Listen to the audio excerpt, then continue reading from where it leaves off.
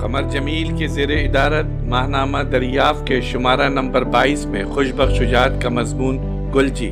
یہ مضمون ماہنامہ دریافت سے انتخاب کی سیریز کے سلسلے میں پیش خدمت ہے، سماعت فرمائیے۔ جی ہاں، یہ گلجی ہیں جو پہلی نظر میں کسی یونیورسٹی کے شعبہ نفسیات کے پروفیسر دکھائی دیتے ہیں۔ امریکن جینز پر سلک کی قیمتی شرٹ پہنے، گلے میں سونے کی چین ڈالے، کچھ حاضر کچھ غائب کے صیغے میں کھڑے مسکرا رہے ہیں، اور بھئی کیا خوب مسکرا رہے ہیں کہ پوری شخصیت متبسم ہے۔ گفتگو کرتے وقت غور سے دیکھیے، ان کی کشادہ پیشانی سے لے کر گھنی بھویں ہلکے رنگ کی آنکھیں، چائنا سلک کا قمیض کا کالر، جینز کے گھسے ہوئے گھٹنے اور پیور لیدر کے شوز تک مسکراتے نظر آتے ہیں۔ لفظوں کو ڈھونڈ ڈھونڈ کر جملے ترتیب دیتے ہیں، نرم لہجے میں اس طرح بات کرتے ہیں گویا کوئی غیر ملکی ہم کلام ہے۔ بات شروع کر کے ختم ہونے تک کئی پہلو اور کئی نشستیں بدلتے ہیں۔ آپ ان سے بات کرنا چاہتے ہیں تو ٹھیک ہے، آدھا جملہ ڈرائنگ روم میں، آدھا لاؤنج میں مکمل کیجئے۔ ابھی وہ ہتھوڑا لیے صحن میں کانسی کی میورل پر مشق ستم کر رہے ہیں تو ابھی مسکرا کر برآمدے میں رکھے ہوئے خطاطی کے نمونے دکھا رہے ہیں۔ کبھی لاجورد کے پتھروں میں مسکراتی ہوئی شکلوں پر اظہار خیال ہو رہا ہے۔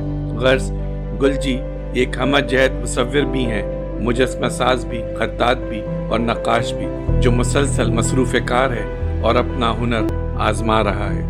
گلجی سے مل کر تھرمامیٹر کی تہہ میں بیٹھا ہوا چمکدار پارے کا نقطہ یاد آ جاتا ہے، بظاہر خاموش لیکن حقیقتاً مضطرب، بے چین اور بے کل، ٹوٹ کر بکھرنے والا اور بکھر کر سمیٹنے والا، دسترس سے دور اتنا موڈی اور کیلنڈرا کہ نہ کوئی پکڑ سکتا ہے نہ موڑ سکتا ہے، نہ ہی اس کی بے چینی اور بے قراری کو کوئی قید کر سکتا ہے۔ نازک مزاج ایسا کہ سرد ہو تو سمٹ جائے، گرم ہو تو پھیل جائے، اس کی یہی چمک، تڑپ، اضطراب اور شکست و ریغ اس کی متحرک زندگی کی علامت ہے۔ تحریک کا یہ عمل ان کی پوری شخصیت پر چھایا رہتا ہے۔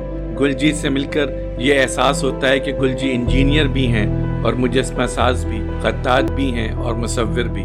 ان کی سوچ نے رنگوں کو قید کیا ہے، لکیروں میں زندگی دوڑا دی ہے، جس نے چہرے بنائے بھی، تراشے بھی ہیں۔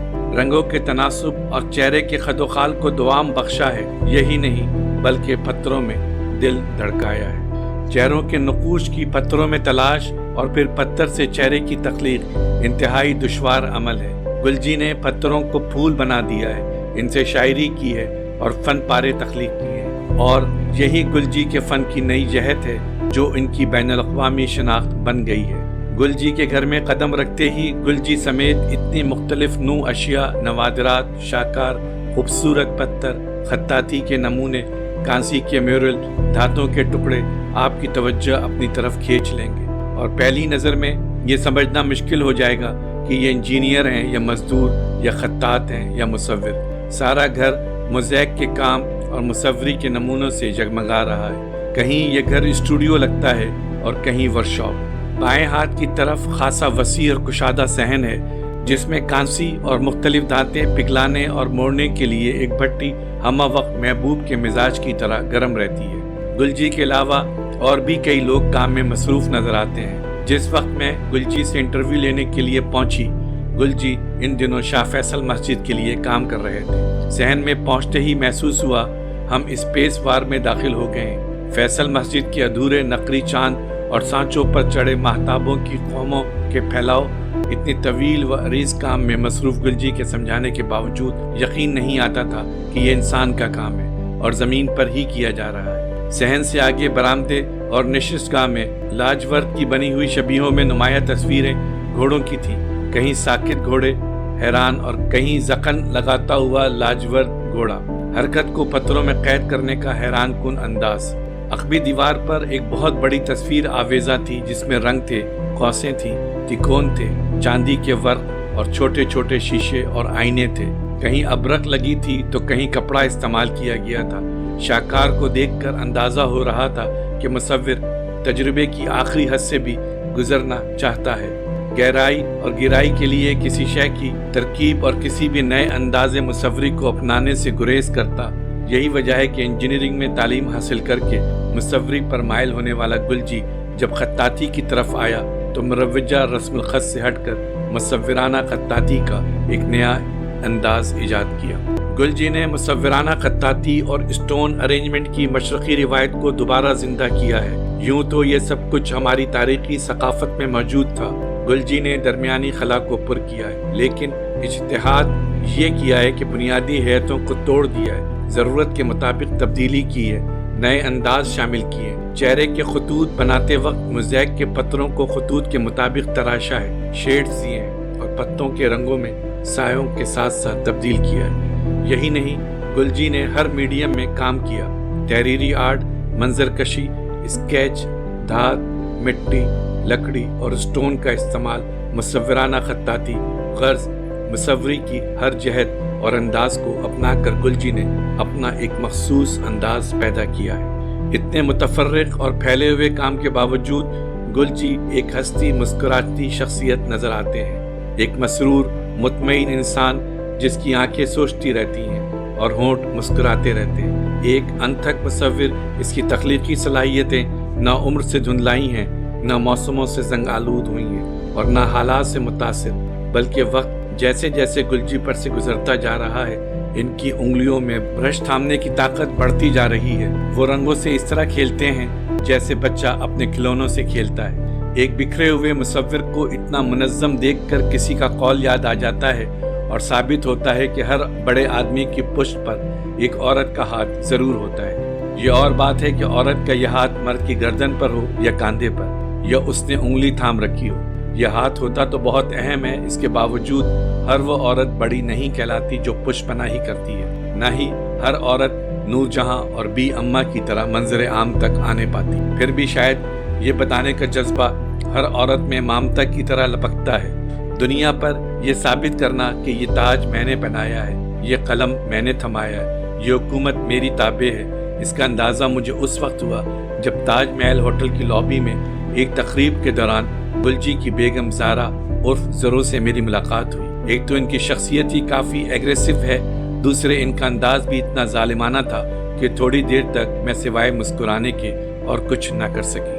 یہ اس زمانے کی بات ہے جب گلجی کا انٹرویو پہلی بار ٹیلی ویژن سے نشر ہوا تھا اور میزبانی کے فرائض میں نے ہی انجام دیے تھے۔ زرو نے مجھ سے دیکھتے ہی کہا، امریکہ سے واپس آئی تو گلجی کے انٹرویو کا کیسٹ دیکھا، یہ کیسا انٹرویو تھا جس میں میرا کوئی ذکر نہیں آیا، جیسے میں ان کی کچھ نہیں لگتی۔ مجھے ضرور پر پیار آ گیا کیونکہ یہ ایک بیوی تھی جو بول رہی تھی۔ ارے یہ تو پتہ کیا ہوتا کہ گلجی کو گلجی بنایا کس نے، وہ کیا تھا اور کیا ہو گیا۔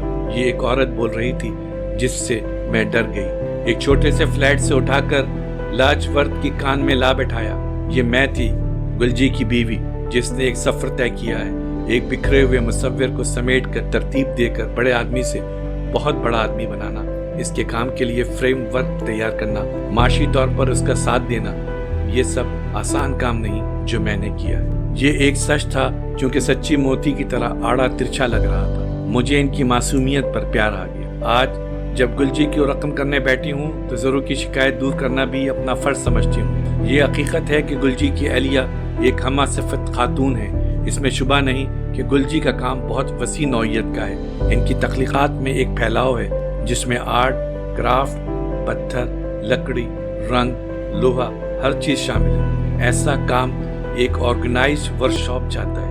اس ورکشاپ کی دیکھ بھال کا بنیادی کام ضرور ہی کے محنتوں کا نتیجہ ہے، وہ خواہ نیشنل شپنگ کی بلڈنگ ہو یا داؤد فاؤنڈیشن میں ماربل ڈیزائننگ، ڈیفنس مسجد کی ڈیزائننگ ہو یا فیصل مسجد کی نقری اور طلائی چاند۔ ان تمام کاموں کی کیمسٹری پر ضرور کی محنتوں کے بارے میں گلجی بھی فخری انداز میں اظہار خیال کرتے ہیں۔ ضرور کیونکہ خود کیمسٹری میں بیرون ملک کی سند یافتہ خاتون ہے، لہٰذا گلجی جیسے متحرک اور فعال مصور کے ساتھ انہوں نے اپنا ذہن اور علم متواتر استعمال کیا ہے۔ یہی وجہ ہے کہ گلجی اور ضرور کو ساتھ ساتھ دیکھیں اور ان کے کاموں کی تفصیل میں جائیں تو یہ دونوں ایک سیمی ایبسٹریکٹ مرقع نظر آتے ہیں جن میں مصوری اور کیمسٹری بیک وقت شامل ہے۔ آپ اس مرقع کو جتنا غور سے دیکھیں یہ آپ کے لیے مزید ناقابل فہم ہوتا جائے گا۔ گلجی سے جتنی مرتبہ ملاقات کا موقع ملا انہوں نے میرے سوالات کا نہایت انکساری سے جواب دیا۔ یہ ان کا انداز تکلم ہے وہ مخاطب سے کچھ اس طرح ہم کلام ہوتے ہیں جیسے ایک بچہ اپنی غلطیوں کی معافی مانگ رہا ہو، اور اپنی اسی معصومانہ گفتگو میں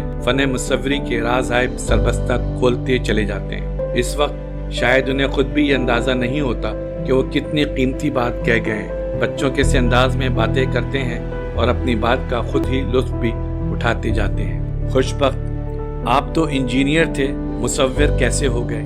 گل جی، مصوری سے زیادہ پیار تھا تو آپ کو تو پتہ ہے نا، جس چیز سے زیادہ پیار ہوتا ہے اسے اپنا لیتے ہیں۔ خوش بخت، مصوری کی باقاعدہ تعلیم حاصل کی تھی یا نہیں؟ گل جی، نہیں، کوئی باقاعدہ تعلیم حاصل نہیں کی۔ خوش بخت، کیا مصوری کے لیے کسی باقاعدہ تعلیم کی ضرورت نہیں ہوتی؟ گل جی، نہیں جی، یہ تو اپنے اندر سے ایک چشمہ پھوٹتا ہے، آپ نہ اس کو روک سکتے ہیں نہ اس کو پھوٹنے پر مجبور کر سکتے ہیں۔ خوش بخت شجاعت، آپ کا تعلیمی سلسلہ کہاں تک رہا؟ گل جی، میں نے 1945 میں علی گڑھ مسلم یونیورسٹی سے فرسٹ پوزیشن میں BSc آنرز کیا، وظیفے پر کولمبیا یونیورسٹی جا کر MS کیا، پھر ہارورڈ یونیورسٹی سے MS کیا۔ پاکستان لوٹنے پر وارش ڈیم کے تعمیری منصوبے سے منسلک ہو گیا۔ خوش بخت، مصوری کا باقاعدہ سلسلہ کب شروع ہوا؟ گل جی، اس دوران مصوری کا سلسلہ جاری ہی تھا۔ میری تصویروں کی نمائش 1950 میں سویڈن کے شہر اسٹاک ہوم میں ہو چکی تھی۔ خوش بخت، مصور کی حیثیت سے باقاعدہ شہرت کا آغاز کب ہوا؟ گل جی، پاکستان میں شہرت کا آغاز 1950 سے شروع ہوا۔ دراصل کراچی میں آرٹس کونسل کی عمارت کی تعمیر کے لیے ہر مصور سے ایک تصویر یا اسکیچ بطور عطیہ لی گئی۔ میں نے آغا خان کا اسکیچ بنایا۔ تصاویر کی نیلامی کے دوران اس وقت محمد علی بوگرا، آغا خان اور ان کی اہلیہ بنفس نفیس موجود تھیں۔ سب سے زیادہ قیمت میں میرا اسکیچ نیلام ہوا۔